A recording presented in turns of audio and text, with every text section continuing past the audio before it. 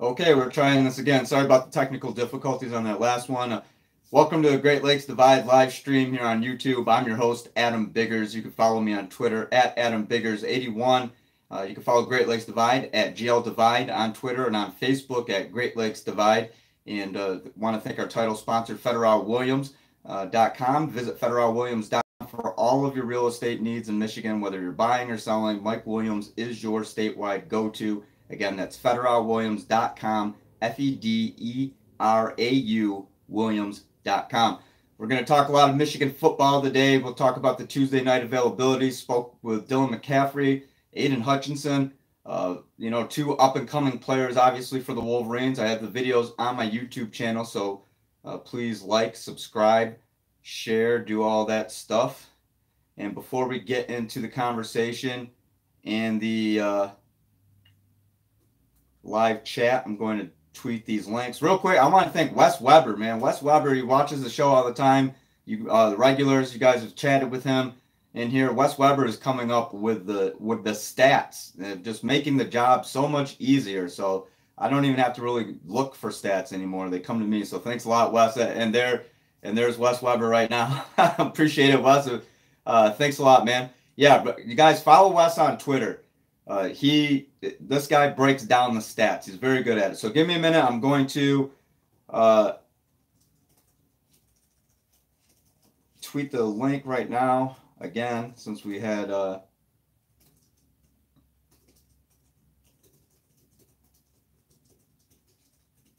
some issues. So I'm gonna throw these on Twitter and then put them on Facebook. And then we'll be good to go.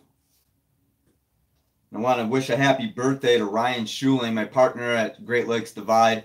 I would tell you how old he is. I don't know. He's really old. So I'm getting up there myself. I'll be 37 in December, but Ryan's got like a decade on me, pretty much. Pretty close, I think. So I don't know, 40. I don't know if it's that much. I think he's 44, 45, something like that. He's old, real old. So anyway. Happy birthday to Ryan if he's watching. Hard at work covering Michigan State. We put up a podcast. He's recapping Indiana. Just a really thorough breakdown of Michigan State versus Indiana. So check that out. And then also for the Michigan analysis. So I'll put all those links in the chat real quick as soon as I finish on Twitter. Because I can't do two things at once. You guys know that by now.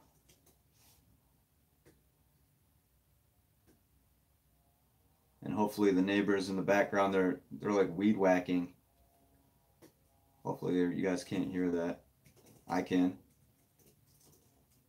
But anyway, definitely check out my stuff. Like I said, follow me on Twitter at AdamBiggers81. And check out, I'm going to put the link in there right now for the Dylan McCaffrey piece that I just wrote. And then I'm going to put in, I'll drop the link in there for the podcast. So if you guys have any questions, it looks like, Wes, you're the only one in here right now.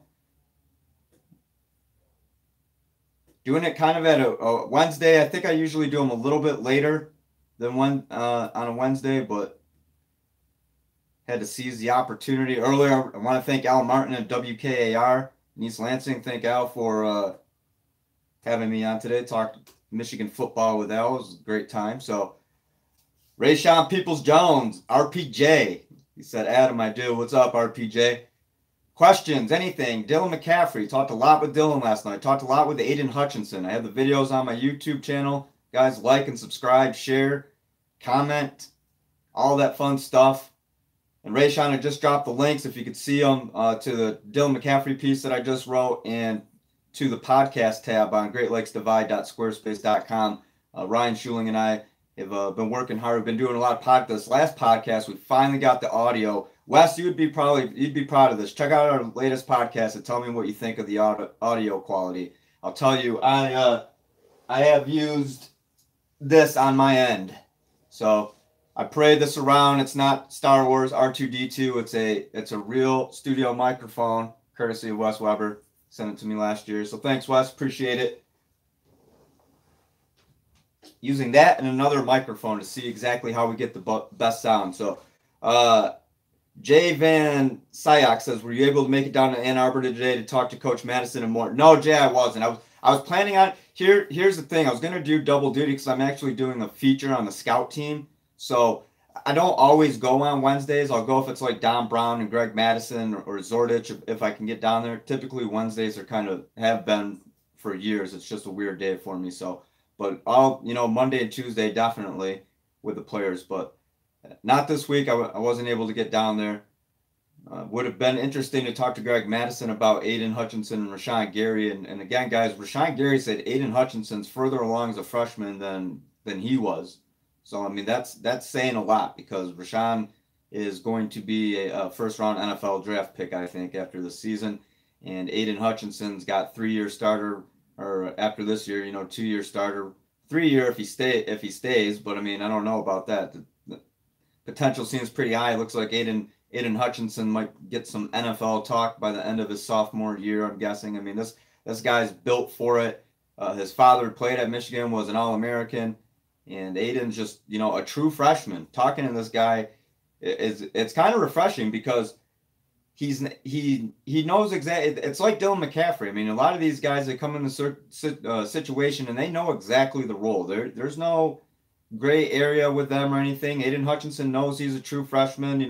Cracking the 2 deep in the D line wasn't going to be an easy task. Being a freshman isn't an easy task. He explains all that in the video. So Wes Weber says, well, listen, age 43 here, Michigan State has nation's best rush defense and almost nation's worst pass defense. Can't remember anything like it before. Jekyll on it. Yeah, that was great. I saw that earlier. Yeah, guys, check out Wes Weber's stats. And Wes is I'm gonna stop making old jokes once I turn 40, and it's 3 years away. So where has my youth gone? I just I don't know. I don't know. The governor says, "What's up with Kwity Paye? Was he actually injured?" Kwity's fine now. But yeah, they're a little bit dinged up. He has practiced. RPJ says, got it, thanks. I'll check it out after this. Yeah, guys, definitely what happened I don't know, the governor. I don't know. And I was able to confirm Jalen Kelly Powell, injury of the first 3 games. I was able on the conference call yesterday with Harbaugh to confirm that Ben St. Juste injured, out for the year. They usually don't get specific unless Harbaugh offers it up. Like with Brandon Peters, he said it was right knee tweak and then a right leg issue. I mean, they're not really. And then something obvious, with Tariq Black. But I mean, other than that, they don't really get specific in terms of we get what we get with the injury, and then if we get more on it, typically they won't even really confirm. I mean, if it's something major, then season ending, they'd probably confirm. But again, I mean, if I knew exactly what Ben St. Juste's injury was, which I don't, and I were to ask Michigan to confirm it, I probably wouldn't get that because they just don't like being specific on an injury. Out for the season as specific as they're going to get. So Jay Van Syak says, if we could go back to running backs real quick, I was really impressed with Turner, albeit small sample size. I could see him being the featured back next year. Guy runs really hard and great balance. Everybody was talking about, Jay, everybody during camp was talking about Christian Turner's speed and like how he can get low. I mean, he's just bounces around, like you said. I mean, Christian Turner is a great prospect. And this goes back to the discussion. Ryan Schuling and I had this on the podcast, so check it out, guys. I dropped the link in here. But, in terms of participation, and this week I'll have a 16 and 18 class comparison. Asked Harbaugh about that. But look at the guys who are playing. Look at how much they are playing. And look at how deep in some positions that they are. So, I mean, yeah, Christian Turner's getting in there a little bit because Chris Evans' injury. We don't know the specifics on that. But, I mean, he's still getting a shot. So, and he's not the only one. You're seeing a lot of true freshmen this year, I think, that are going to, I mean, Aidan Hutchinson, Jalen Mayfield's going to play all year. And in terms of, just 88 total players have played this season at Michigan. 88. And for the right, Miles Sims did not play against Notre Dame. That was a mistake on a stat sheet. He wears the same number, 6, as Josh Uche. He did not play against Notre Dame. So Miles Sims has not played at all. But 88 total players have. And, we've seen a lot of the, we haven't seen, there's a shorter list of guys, that we haven't seen out of this class, I think, than there is long. I mean, the Green Twins are out. That's an injury. So we haven't seen Sammy Faustin yet. We haven't seen Julius Wolshoff. We haven't seen Kurt Taylor. There's a couple other guys, but I mean, we've seen a lot of players this year, and especially I was mentioning this along the offensive line. 13 offensive linemen played Saturday versus Nebraska. So the 5 starters, obviously. Then they went 3 deep at 3 positions. So I mean, there's some. I think there's a little bit of confidence in there. I wrote about this. I think that there's some signs of development. Obviously, it was an opportunity to play those guys, but at the same time, I don't think they're going to put guys out there who aren't game ready. So I think the Michigan, for all the criticism that Michigan's offense was getting after that Notre Dame game, I think people, at least the logical ones, are slowly starting to come around and say, okay, yeah, that Notre Dame game wasn't the end of the world. I mean, a lot of people, were ready to set it all on fire, burn the bridge, whatever, call it good. I mean, that Notre Dame game, there were mistakes. There were communication issues. I have definitely confirmed that now. There were communication issues between Shea and the offensive line. Harbaugh didn't acknowledge that during the post-game press conference at Notre Dame. I'd asked a couple other players and stuff, and then Ben Bredesen finally on Tuesday, Monday rather, a couple days ago, he said, the communication with the offensive line is a lot better, and that they weren't communicating well. They weren't talking enough, he said, against Notre Dame. So anyway, back to your guys' questions. Robert Protzman, hey Robert, he says, Turner reminds me of Higdon as a freshman. Jay Van Syk said, reminds me of Kamara of when I compared someone else in the league. Brian Phelps says, the governor, nice of you to take the time out of your busy schedule to join the chat. Big Bubba Blue says, I kind of want to compare Hutchinson and Nick Bosa when Bosa was a freshman. The governor says, Brian Phelps, always here for you, brother. I take it that you guys know each other. It's a friendly affair here at the Great Lakes Divide live stream. And again, guys, if you haven't already, subscribe to my YouTube channel. Check out the videos that I just posted from Tuesday night availability. I have the videos from Monday as well. And follow me on Twitter at AdamBiggers81. Follow Great Lakes Divide on Twitter at GL Divide. And then on Facebook, it's Great Lakes Divide. So like, share, all those pages, comment. You guys know how social media is. Interact. If you have any questions outside of the time when I do the live streams, I try to tweet it early enough. Tweet me at AdamBiggers81. I'll do my best to try to. Sorry, I'm getting distracted here by the Ryan Schuling birthday fest. I'll try to answer him anyway. Yeah, back to Ryan Schuling, my partner. It is his birthday. He's old as hell, and Steve Florian, the GIF master, completely roasting Schuling on Twitter. I've been doing my best to get Ryan all day. Yeah, if you guys have the time, tweet at Ryan Schuling and make old jokes, and I'm sure you'll appreciate it. Again, Ryan's old today, and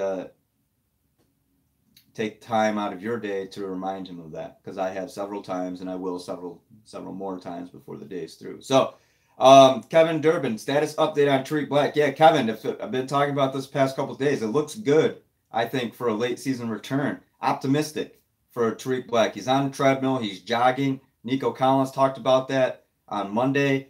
Jim Harbaugh said that during the week, I have to look when the Lions play the Packers, because that's when Tariq Black has an appointment with a doctor. So I'm assuming, looks like that's the week, October 7th. So we're looking at 2 weeks from now, basically, until Tariq Black has a doctor appointment. And at that point, they're going to be able to determine more in terms of, okay, is this going to be recovery, kind of a, like a recovery play type of thing, or is it just going to be recovery for the rest of the year? But Harbaugh seemed pretty optimistic, and again, he doesn't really talk a lot about injuries. I think if it's a done deal and it was going to be out for the season. And if you guys remember earlier this year, it was rumored Tariq Black out for the year. That was 99.9% or whatever the percentage was on that he's out for the year. I said, don't rush on it. Most people cover Michigan and know they said the same thing. So can't always trust what you read on the internet. And that goes back to my thing with, make sure who you're following. The 247 guys, Josh Henschke does a great job. Sam Webb, Josh Newkirk, Nick at the Free Press, Aaron at MLive, Angelique, the guys at the Wolverines, Chris and Chris Ballas, John Borton, Austin Fox, Matt Pargoff, Amazing Blue News. I mean, all these people are down there all the time. So those are the people who know. And if you're not reading it from them, then chances are it's probably, not Wolverines Wire, Isaiah Hole, formerly of 247. You guys know who's down there, and you guys know who's in the know. So Tariq Black, not 100% out or 99.9% out for the rest of the year. I do think that there's a good chance that we see him a late season return based on what we've been told. So the governor says, what's your adjusted score since Larkin is not playing Saturday? And indefatigable, I am so happy that you mentioned that, because I did put that disclaimer in my season predictions. Injuries can change things. I don't know. Let's look. With Larkin out, it's really hard to see Northwestern's offense having any type of success. But of course, if you look at Wes Weber's graphics, Michigan's rush defense, and Wes has been tweeting me stats, earlier this morning. Michigan, just put it this way, yards per play 6.4, yards allowed 3.5. So a difference of almost 3 yards there, and yards per play difference. So, and that's best in the Big Ten.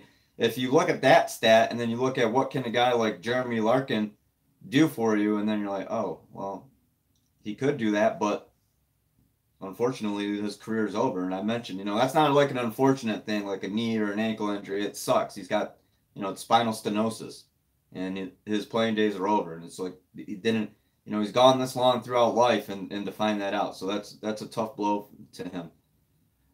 My original score was 28-17 Michigan at Northwestern. So, I might have to bump that up to like 35-7, 35-10.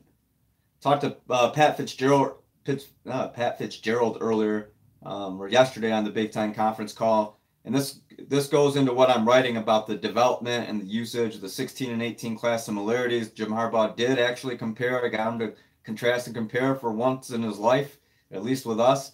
He doesn't like to do that, and because it diminishes one thing which is true, but in this context, it makes sense, because in that 16 class, and when I went over this the other day, how many of those guys are like stars now, legit stars now, and how many of them saw a lot of playing time as freshmen? We're seeing that cycle through, and Harbaugh said, a lot of that was due to graduation. They had to do that. And with this class, they just have the talent, I think. Jalen Mayfield and Aidan Hutchinson are going to be staples of their respective lines. I don't doubt that. Christian Turner is going to be a great player. Ronnie Bell, and I wrote about Ronnie a couple weeks ago. Watch out for Ronnie Bell. And then you have Dylan McCaffrey's redshirt freshman, but he's coming up there. The development is there, I think, when you look at the offense. And I think the offensive line, like I say, we talk about that a lot. That's going to be the measuring stick, I think, for this offense. We already know all the other pieces are there. So it's going to go not only as Shea goes, but as the offensive line goes. Simple Carl says, yo, I won that 1,000 versus Huskers. You did. And I said, don't take the spread. I was like, that 18-point spread's great. You won 1,000. All right, Simple Carl.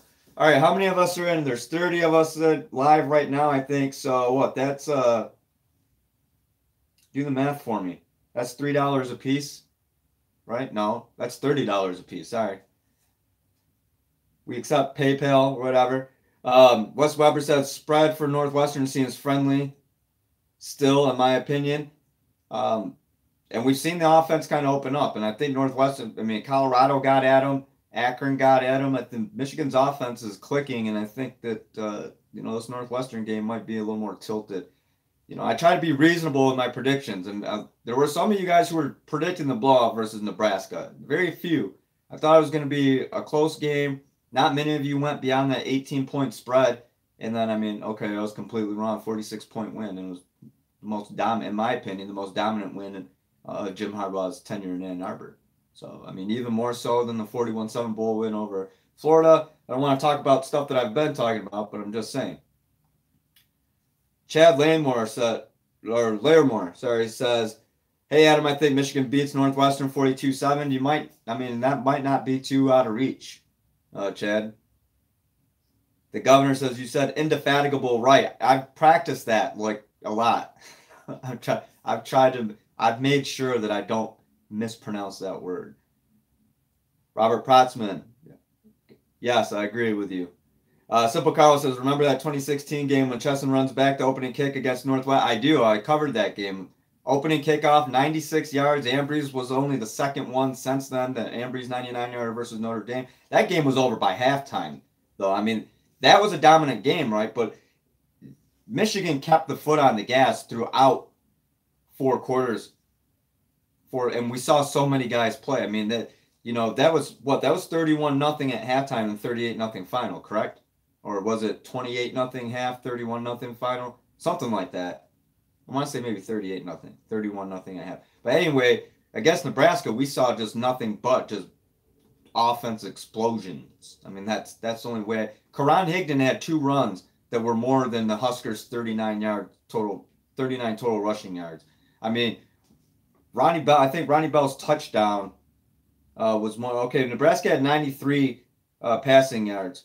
So Ronnie Bell was like, his 1 touchdown catch was half of that. You throw in, a couple of, put in Zach Gentry, Ronnie Bell and Zach Gentry.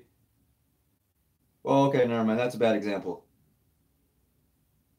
Hold on, I'm looking at, let me look at their total. Okay, Nebraska had 93 total yards, but Michigan had 1, 2, 3, 4, 5, 6, 7 receivers with at least 1 catch of 15 yards or more. I mean, that's what I'm saying. I mean, Michigan just kept pouring it on all the time. That's why I think it was the most dominant in Harbaugh's tenure. Plus the special teams. I mean, the icing on the cake, the DPJ thing, punt return, spin move. Yeah, Ben Mason, with that deep fullback / tailback, whatever they're going to use him now, just bulldoze in there. I mean, it was dominant in every way. RPJ says, I listen to 2 people when it comes to covering Michigan football. You, Adam, and who? Don't listen to the other one. He's wrong, dude. Bri Phelps says, what's the link for the $1 pay? Hey guys, yeah, let's talk about that real quick. I don't know how to do I've been looking onto it. My accounts, it was back in last year. I'm stuttering here. Last year, you could just click a thing and it said monetize videos, right? And you'd get paid every so often. With YouTube now, and my channel was kind of inactive for a little while, and it was at 847 subscribers before the season, and now we're at 1250. So thanks to everybody who stuck around, and thanks to all the new ones. But then you have to go through a process to where they review your account. So I'm doing that. I should hear back soon. I think the easiest thing though for the live streams is what I can do is start it and then go in and edit it, I think. And then there's a way to make the link unlisted. So basically you could just pay me to get the link. I mean, that's kind of the simplest way, I think. I know other than that, there's no, fancy way to subscribe or anything. So if you guys are up for that, there's 1,250 subscribers, a little bit more. I figure if, we could get some guys, everybody chip in $1 per month or whatever. It'll help out, and it's probably worth it. I hope it's worth $1 a month. We'll try that, or however much. So if you're interested in that, let me know before the end of the show. I'll think of something. But Chad Larimore says Airmore with an L. Oh, okay. That happens to me all the time. Thanks. Okay, the L is silent. The L is silent. Chad Airmore. Jay Van Syak says, are you with me in thinking that Northwestern would be a nice dress rehearsal for the MSU game? Aside from not being a road game, hostile environment, it's on a grass field, going on the road. I think it's going to be a good test for Michigan State. It's a road game, like you mentioned. Dress rehearsal, I don't know. I don't know if they want to take it lightly. Northwestern is down, though, and I think right now, after we saw what Michigan did in Nebraska, I don't know if Northwestern's quite at the Nebraska down level, but they just did lose Jeremy Larkin. Pat Fitzgerald's well aware, and back to the Fitzgerald comment real quick. He says it's hard to tell Michigan's young guys and the veterans because they develop them pretty quickly and they're all really good, basically is what he said. That wasn't his quote, but that's the gist of what he said. And he said it was a compliment. That was a quote, that it's hard to tell, and that's a compliment. But dress rehearsal, I don't know, because that kind of that minimizes it, to me at least. I don't think it's but in terms of a good game to set up for Michigan State, which is where I think you're probably going with that. Yeah, absolutely. this is a really good game. And again, this is going to be a team at home that's going to be hungry. So I mean, no matter what, everybody's going to give Michigan its best shot. But now you're Northwestern, you're hosting Michigan. This is going to be a big game for them. So that's a gut check really for Northwestern and see where they're at. Win or lose, the Northwestern is going to find out. And that's what I'm thinking. Like Nebraska, I think Nebraska learned more about itself, honestly, probably than Michigan did. Michigan learned about itself, obviously, but Nebraska probably learned a lot more. Like, okay, we're way behind where we even thought. I mean, Scott Frost on the conference call said that he didn't even mention Michigan by name. He just said we were out physical the other day. So out hit in 2016 and lose blowout fashion, and you're out physical 28, or you out hit Michigan in 2016 and still lose in a blowout. 2018 you're out physical, lose in a blowout. So RPJ says, all right, check. Yeah. The governor says, Adam, are you going to the game? I say, unfortunately, I'm not going to be able to make it to Chicago. I'll be watching it. I might actually do double duty with Ryan out at Michigan State in Central Michigan. So I'm not completely sure of that. Simple Carl says, I think Bush really showed why he's one of the best linebackers in the nation. That option play should have been a 10-yard play minimum against any other linebackers. Closing speed is just great. It is. And everybody, Nico Collins, I remember the guys were asked about that on Monday. I mean, Devin Bush has, Angelique Shingalis is the one who brought it up, the closing speed. So if you read about closing speed stuff, that was from her question anyway. And yeah, Devin's got incredible closing speed. And he is one of the best linebackers, if not the best linebacker in the country. I don't think there's really much debating that. You might be able to put 3, 4, 5 guys in that conversation, and they're all good. But I mean, Devin Bush, and I've seen Devin 3 years now, and from what he's developed from as a freshman, where you saw it, to where he is right now, I'm not discounting it, but I think a lot of people knew this was going to happen, right? I mean, All-American caliber. I mean, Devin's going to play on Sunday.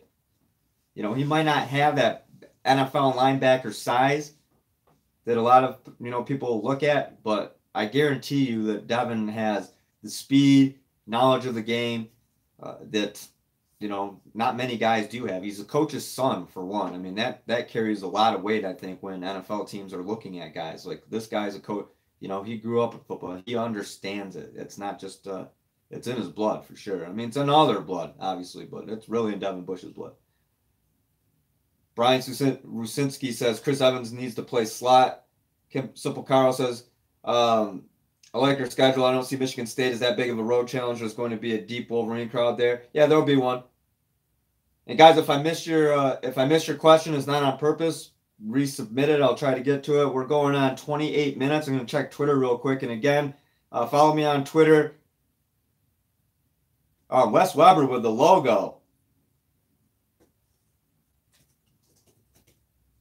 It's a throwback to SITM. The sport. If you guys watched me before, the live stream was Sports in the Mitten. Basically the same thing, just a different name. So yeah, thank you, Wes. Going to start using this now as a. Let me save this right now.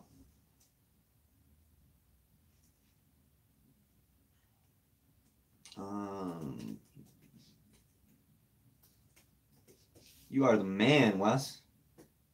Fancy. And I like how you did Ryan's in green, Ryan's Twitter handle in green, and mine in blue to indicate the schools that we cover. That is craftsmanship, sir. Thank you.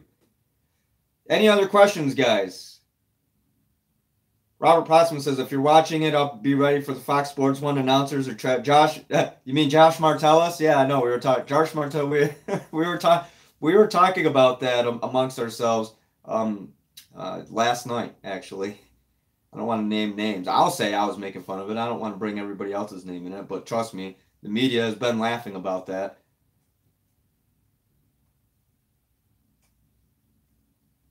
Brian Phelps, yes, sit the first half, yes.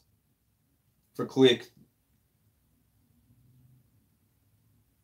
Jay Van Sykes says, how do you think the wide receiver rotation is going to look once Tariq comes back? Combo wide receiver. I mean, and again, I mean, it depends. Is Tariq, what's his usage going to be? I mean, is he coming back fully 100% boom game? I don't think they're going to put him out there if it's a danger to him, but you know what I mean? There's different levels of coming back healthy, I think. Just like there's different levels of different degrees of how banged up or how severe the injury is. I think there's just as many levels as come back healthy. So I wouldn't expect Tariq to be out there in a featured role immediately. I would expect to see what we've been seeing. But if everything goes as planned and, the optimism continues for Michigan and they get the results they want, Tariq gets the results that he wants, I mean, maybe, later in the year. But, I mean, again, it's so hard to predict. I can tell you that if he comes back, he's going to be in there. And if he's in there, they think he's going to be able to help him. I'll be able to say that. So, and therefore, if he's able to help, he's going to get targets, so on and so forth. He will be part of the plan. Can you see Wes Weber's logo? Yeah, here, I'll see. Let me see if I can drop it in the chat. I don't think I could drop it in the chat, can I? I just tweeted it.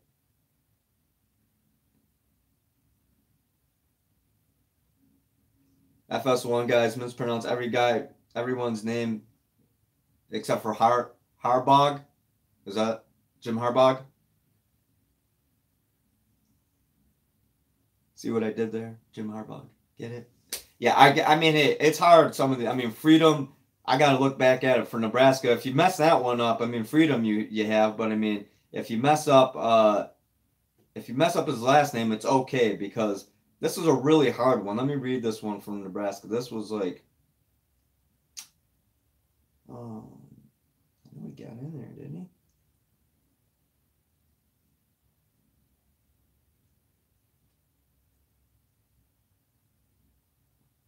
Freedom Akamuladin. He's a defensive end. Akinmoladun. You'll get a pass on that. And like with Nate Shanley, sometimes, it slips say Shanley. I mean, sometimes those, but I mean, they do have pronunciation, with the media guides.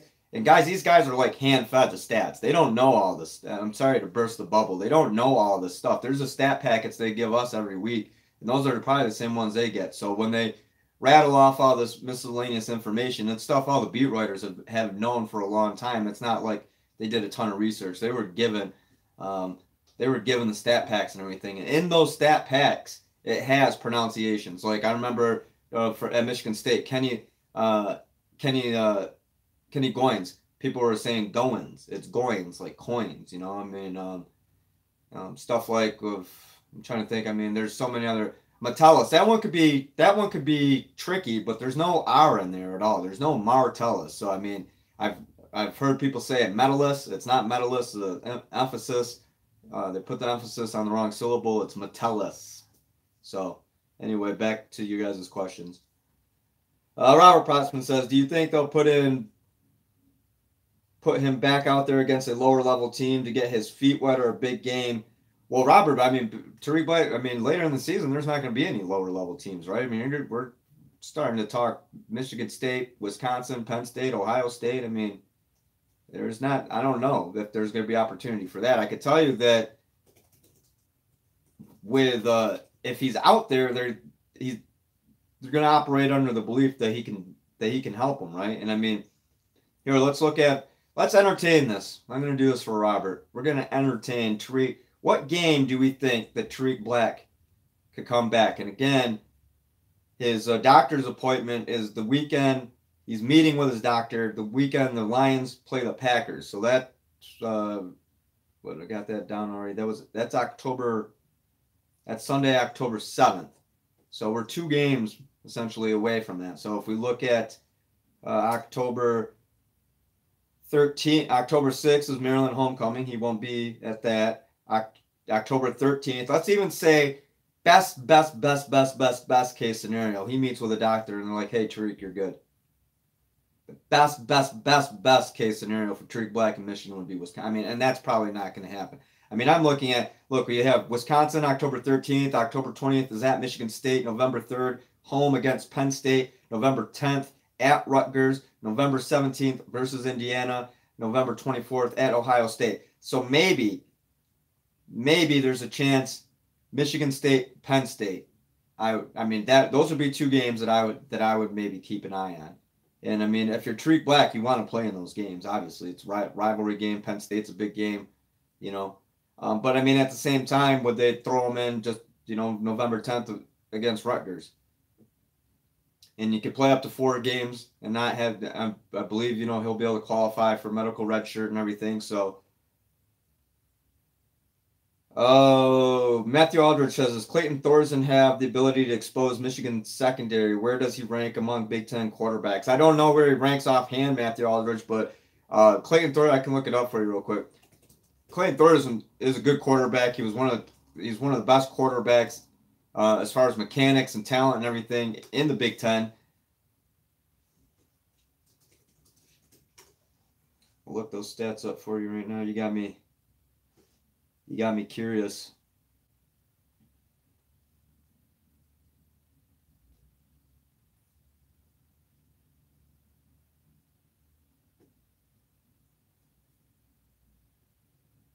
Well, he's toward the bottom. So, as far as rating is concerned, 61.2% completion percentage, 3 touchdowns, 3 picks. He's been sacked 5 times, and again, Northwestern's only played 2 games.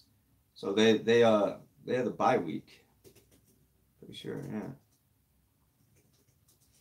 So I don't know. Michigan secondary has looked good. I don't know what kind of answer. Does he have the ability? I mean, yeah. But a lot of these guys have the ability. I mean, is it probable? No, I don't think so. I don't think Northwestern is going to do any sort of carving with Michigan. They're going to get carved, and yeah. Northwestern opened the season 31-27 win at Purdue, and that's a good win. You open your season on the road against a Big Ten team, in conference team. That's a good win. Then they lose 21-7 to Duke at home. Then they lose 39-34 to Akron at home. Then again, they had that bye week this past weekend, and then host Michigan, and that's 4:30 Eastern on Fox. And and Friday, guys, we'll go into score predictions. We'll go on full on preview and everything. So. We're going on 37 minutes here. RPJ says Rutgers or Indiana. The governor says Clayton Thorson's been playing since 1972. Big Bubba Blue says, once October hits, college football is going to get really interesting. I agree, Big Bubba Blue. Braden Hudson says, how do you think Higdon and the lack of depth at running back fares against big-name opponents? Been great against bad teams and average at best against good teams on the run in recent years. So what you're asking me, Braden, is how do I think the depth this year compares? And I mean, I talked about this earlier in the year. I mean, we were looking at Karan Higdon and Chris Evans were being talked about as 2 of the best returning running backs in the country. It was there statistically. And then if you looked at Weber, I think still injured at Ohio State, but he and J.K. Dobbins at Ohio State. I like what Michigan has depth-wise. I don't know if I'm completely answering your question, but True Wilson's not just a guy who's had good games against okay teams. True Wilson's a legit. He's earned his spot. It's no longer feel-good story like I've been saying. But I mean, Karan Higdon. If you're not talking about Karan Higdon as one of the best running backs in the country right now, then you're not watching Karan Higdon. So if you have at least one of the best running backs in the country, and Chris Evans, depends on what happens with Chris right now. Nothing specific. I know he's not practicing. So, or hadn't practiced as of Monday. I'll say that. The governor says, I think Angelique Chingelis covered him in the 80s. She probably did. And it was just Angelique's birthday, too, a few days ago. So happy birthday to her. Belated birthday. Jay Van Syak says, since they are not hurting at wide receiver right now, I think he's back against Rutgers. Guy has to get back into game shape, and it will be a nice way to get back in the swing of things. Yeah, I mean, I can see the Rutgers game as being that too. But it depends on how good he is and how he's practicing. If you feel, if you're Tariq Black, you're a competitor. Hey, I want to play against Penn State. I want to play against Michigan State. And again, I mean, I don't know, but I do think, if we look at the schedule, what Rutgers, Indiana, Penn State, Rutgers, Indiana.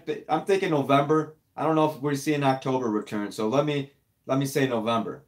And again, I said, the best case scenario. He has that doctor's appointment October 7th. They're like, Tariq, you're good to go, man. And Michigan's like, okay, well, you're reactivated and you're playing against Wisconsin. I mean, that'd be like the best case scenario. I don't think that would happen. But I think, seeing. Logically, I would not expect to see Tariq before November. I'll just say that.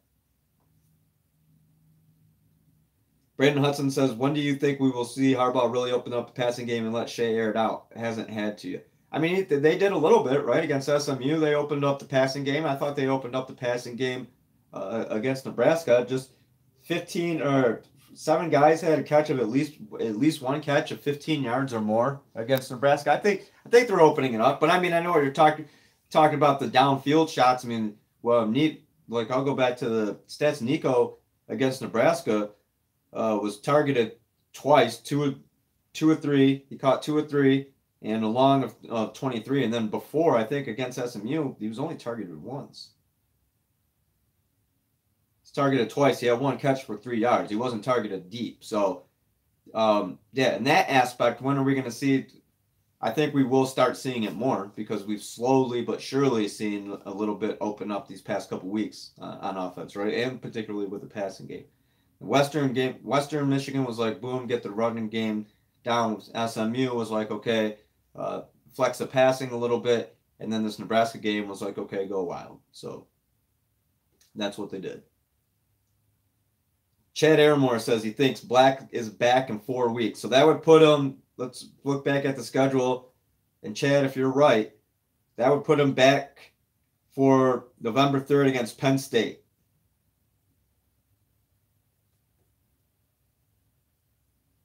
Or are you counting 4 weeks after this week? If you're counting this week, it'd be Northwestern, Maryland, Wisconsin, and at Michigan State. So you would say the next game would be Penn State. Any other questions, guys? Again, I have the videos. Aidan Hutchinson. Who else did we talk to last night? Dylan McCaffrey. That was a really, and I'll drop the link there. Dylan gives a pretty good interview. And I mean, I don't know how many times we've actually gotten like the backup quarterback like that. Unless, he was the backup and then he had to start, I mean, it's not like, they were trying out John O'Korn and Wilton Spate together a little bit last year. I think maybe once, twice, if I'm not mistaken. But, I mean, you don't really see that. But anyway, here's what I wrote about Dylan McCaffrey. Wes Weber says maybe MSU will have a blackout. I see what you did there. If Tariq's back and healthy, Michigan State, yeah, because as Wes cited, the numbers against the run really good for Michigan State. The numbers against the pass really bad for Michigan State. Gonna hit Twitter one more time, guys. Oh, Muhammad Malik, 6 minutes ago. Good thing I checked this. He says, "Hey, do you think Kelly Bryant lands in the Big?" Yeah, Kelly Bryant transferring from Clemson. I don't know, Muhammad. I haven't heard the latest on here. Do I think he lands in the Big Ten? Let me think of a Big Ten school. Watch Michigan. Michigan's gonna go after him, right? And then we're gonna another transfer guy comes in and big hype. No, I don't know. I can't give you an educated yes or no on that because I don't know like the backstory completely on him. And I mean, if there were Big Ten schools that heavily recruited him before he went to Clemson and he went on some visits and stuff, then yeah, you could connect the dots and say, okay, well then maybe there's a good chance. But I don't know exactly everybody who recruited him and what his story is. So on Twitter, thanks for the question, Muhammad. Again, guys, if you have any questions on Twitter at AdamBiggers81, I try to answer them as much as possible. And again, thanks to Wes Weber, man. That logo looks really good. You are a talented individual, sir. Gonna get ready to shut it down though, guys, here in a couple minutes. So questions. Brian Rusinski says, why is everyone so hype Evans at running back? He's good, but a running back. What do you mean? I like Chris Evans. I mean, I think, and we talked about this. There was a whole debate about Chris Evans. We went through this the other day, Brian. Check it out, the videos on my YouTube channel. I like Chris. I feel like Chris Evans gets knocked for what he isn't. I mean, you can't knock, a speed back, a guy in space. That type of athlete and running, you can't knock him for not being a bruising, every down, run up the middle between the tackles type of back. That's not him. That's Karan Higdon. You can't knock Chris for not being Karan. Just like you can't knock Karan for not being Chris. I mean, I don't see a lot of. I like Chris Evans, And I think that he proved, with his debut against Hawaii as a freshman in 2016. I think he's been, this was brought up to me on Twitter. I mean, Chris has been big in big games for Michigan, too. Go back and look at some of the bowl games, Ohio State. Chris's touchdown against Florida State in the Orange Bowl, I was on the field for that. Those are huge plays. I mean, okay, running backs don't make those kind of plays. Really good running backs make those kind of plays. I think Chris Evans is a really good running back. There's a ton of potential. I don't know the specifics on his injury. I do think he gets a lot of unwarranted criticism, though. And I mean, especially just, the beginning of the season. Are there things that he can improve on? Yeah, yards after contact. I mean, he's not the biggest guy. I mean, Chris Evans isn't, and he's not built like Karan Higdon. There's not a huge weight difference, but the mass distribution is a lot different, So you got to take all that into account. I'm not ready to sell on Chris Evans, basically. Jay says, you get any sort of feeling Shea coming back next year? I thought it was a foregone conclusion that we'd go play for the Rams. Jay, are you kidding me? No, dude, he was like a 348th round pick. It was like a 38th round pick.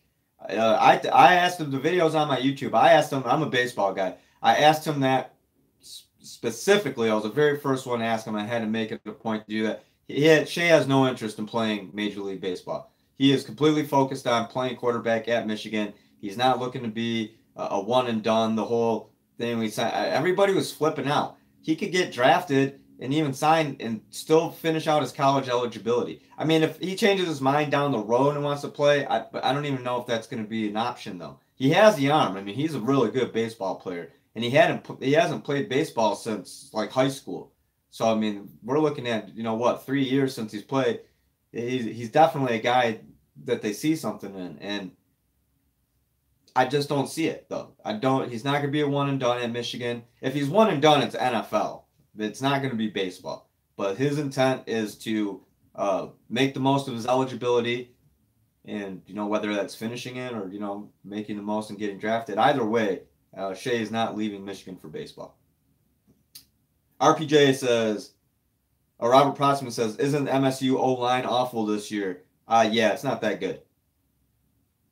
Chad Airmore says, Evans is good. He's just a different fit, more of a slot receiver. Well, I mean, and he's that playmaker type of running back, right? Chris in a more of a spread offense would probably thrive a little bit more. I mean, use him on tosses and sweeps and everything. I mean, I was talking about Donovan Peoples-Jones and how he takes angles. Chris really good with angles too. I mean, he didn't have the quick start, but I mean, if you guys look against what was it? It was the SMU game, right? That's when people were kind of trashing him.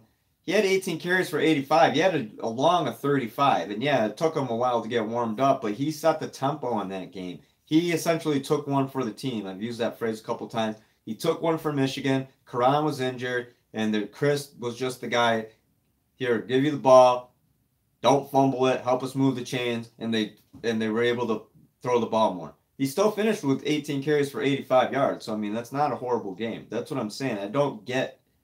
I feel like it's like selective criticism on Chris. You got to look at the body of work. He was asked to do something that he normally doesn't do, which was, be that every down, run through the tackles kind of. That's not Chris's game. So. Robert Hovenkamp says, poor man's Reggie Bush. He has a role, but he's not going to be the feature back. Greg Ryan says, Evans isn't a playmaker, just a change of pace back. It's okay if I don't know, Greg. I disagree. I think Evans is a playmaker. Go back, watch that it was like a 33-yard touchdown against Florida State. That was making a play. That wasn't change of pace. That was Chris. They were down. That was Chris Evans, you're a playmaker.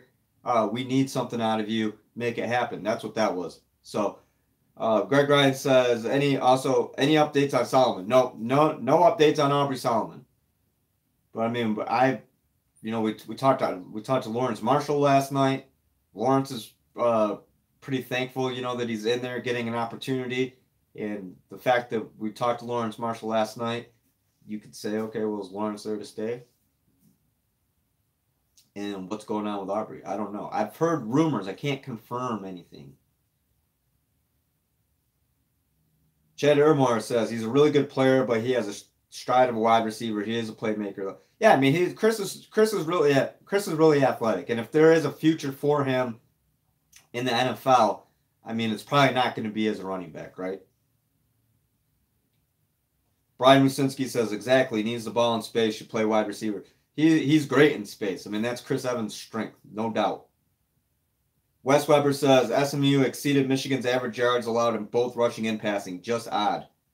And Wes would know that. So again, guys, check out Wes Weber. Follow him on Twitter.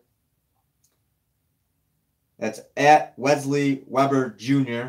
Wesley Weber with one B. So Weberjr. Wesley Weber Jr. He's got the stats. He's a stat man. I got to call this diner and see if they have the pot roast dinner. It's getting about that time. You know, really good diner. You know, fantastic pot roast with the baby carrots and macaroni and cheese. I had candy yams for the first time in my life. They were wonderful. I highly recommend it. If you've never tried candy yams, I didn't think I was gonna like them either. I'm not much on, you know, like I'm not the kind of guy I'm not putting sugar on my spaghetti. No way. Candied yams, those are pretty good. Robert Protzman says, Brian Rusinski says teams you know he can't run, but between the tackles, I'm stuttering here, running out of gas. Saying that about Chris Evans, I'd agree with that. Robert Protzman says Chris was one of the only players on the team could get a pass behind the line of scrimmage and take it to the house. He's a playmaker. His change of direction is insane. Yeah, guys, if you don't, I mean, and Greg, I'm not picking on you, man, but to say that Chris Evans isn't a playmaker is not accurate. It's just not.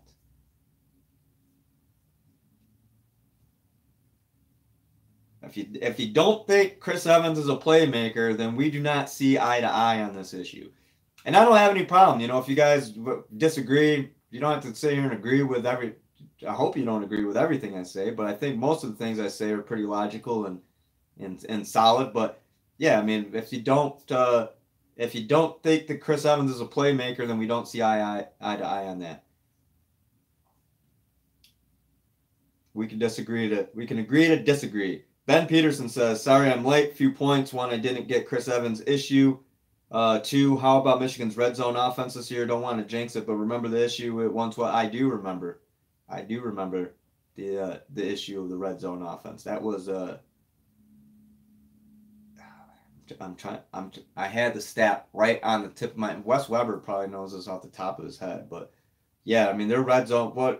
At one point, I think they were like 2 of 19 or something like that. 2 of 18. I mean, it was ridiculous. And one of those was a field goal. In turn, we're talking red zone offense. Ben Peterson says there is no Evans issue. He is top 2 back at Michigan right now. Thank you, Ben. Yeah, when healthy, definitely. Brian Brusinski says he only runs good against poop teams or makes plays when catching out of the backfield. Brian, look at that. Look at that Orange Bowl, man, against Florida State. I'm going to drop that link in here right now and tell me that Chris Evans did not tell me this was a poop team or tell me this was not a guy making a play because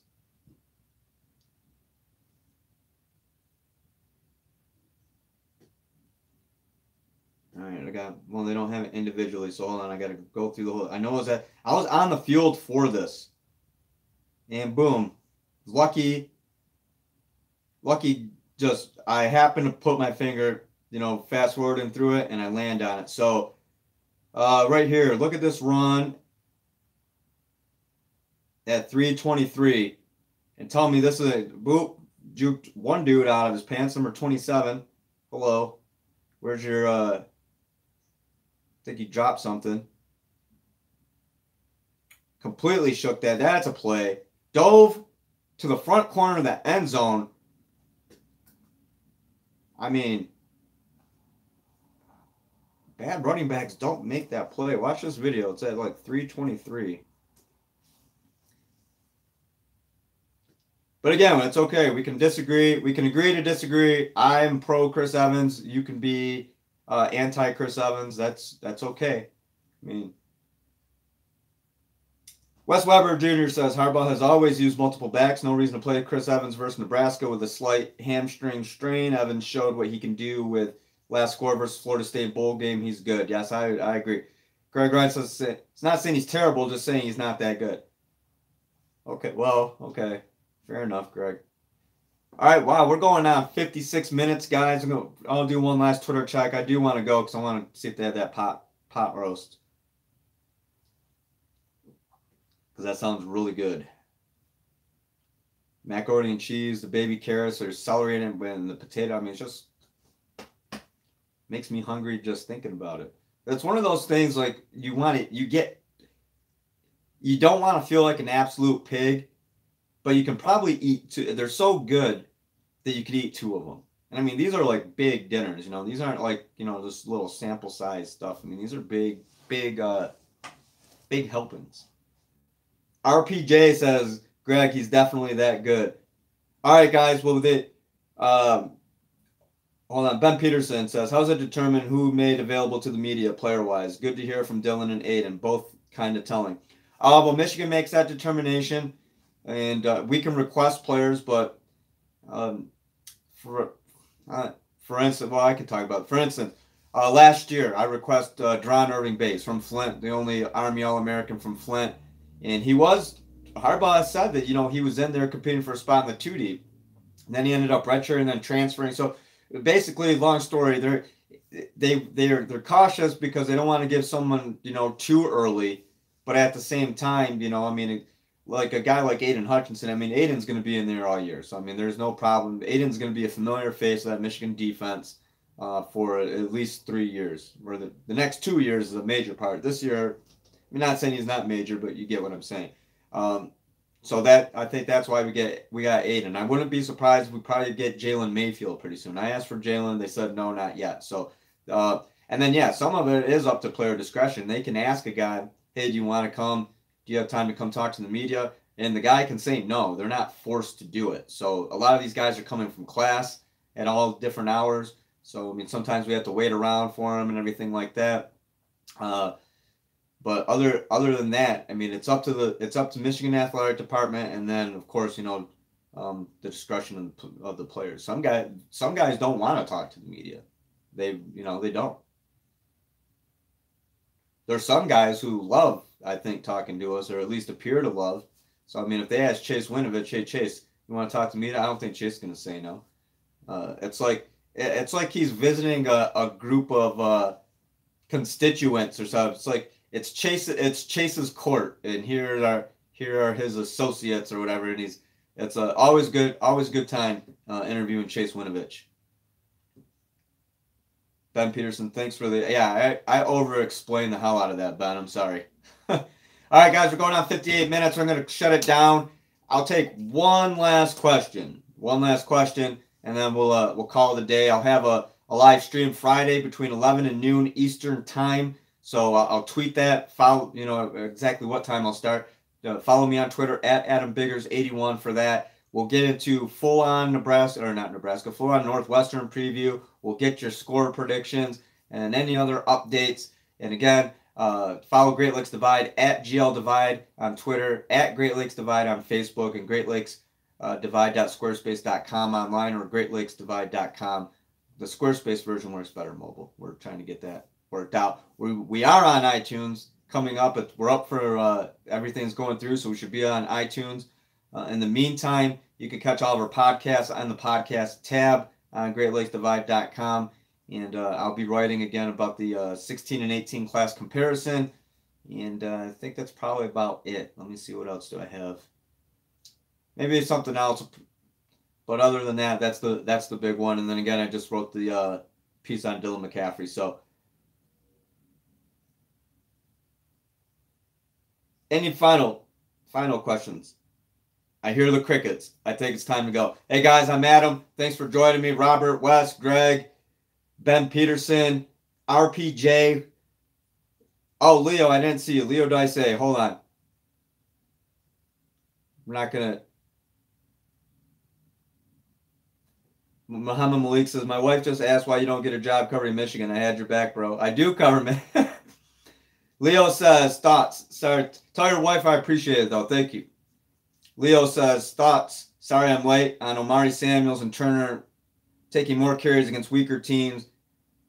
Such as, yeah, thoughts. It's a good idea, Leo. I'm glad you asked. It's a fantastic idea. Any other ones, guys? Again, I'm sorry if I skipped your question. It wasn't on purpose. Sometimes they come in a lot. Brian, thanks for coming in. Brian Rusinski, Greg Ryan, Robert Hovenkamp, RPJ, Kurt Kramer. Hey, Kurt. Wes Weber Jr., the governor, indefatigable. Trying to think. A lot of regulars in here. I think Braden Hudson, I believe you're new, so welcome. Big Bubble Blue, as always. Hey guys, thanks a lot. It was a lot of fun. I'm hungry. My stomach's growling. I'm gonna get up out of here. Ben Peterson says time on Friday for live chat. Between 11 and noon Eastern time. So I'll probably closer to 11. I'll tweet it out in the morning. Again, follow me on Twitter at AdamBiggers81 and like, subscribe to the YouTube channel, all that stuff, guys. And I appreciate all the support. So thanks a lot. We'll have another one Friday. Enjoy the rest of your Wednesday. Have a good Thursday. And we'll reconvene right here Friday sometime between 11 and noon Eastern time. Have a good one, guys. Thanks.